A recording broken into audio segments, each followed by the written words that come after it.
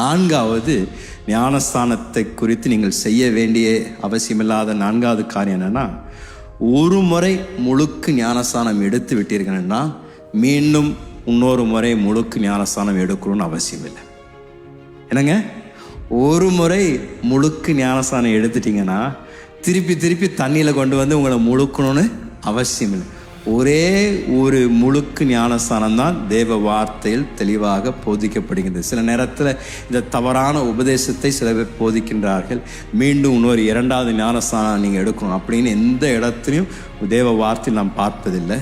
தெளிவாக ஆண்டவருடைய வார்த்தை சொல்லுகின்றது, நாம் மனம் திரும்பி விசுவாசித்து ஞானஸ்தானம் எடுத்து பின்பதாக அந்த ஞானஸ்தானம் தான் ஆண்டவர் நம்ம இடத்துல எதிர்பார்க்கிறாரே தவிர, ஒவ்வொரு முறையும் பாவத்தில் விழுந்து உடனே ஆண்டு இடத்துல மன்னிப்பு கேட்டு திருப்பி ஞானஸ்தானம் எடுங்கள் என்று எங்கேயும் தேவ வார்த்தையில் நாம் பார்ப்பதில்லை. இப்படிதான் ஒரு வீட்டம்மா, ஒரு ரட்சிக்கப்படாத ஒரு கணவர் இருந்தாராம்.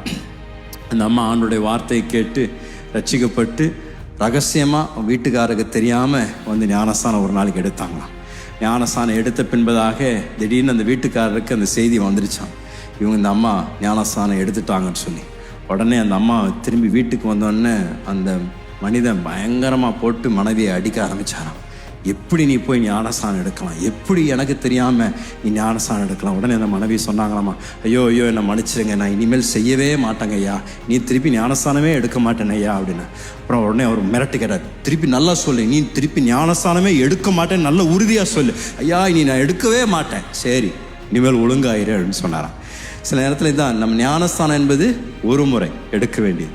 ஒரு முறை எடுத்த பின்பதாக ஆண்டவரை முழுமையாக பின்பற்றுகின்ற தீர்மானத்தை நாம் செய்வது மிக அவசியம்.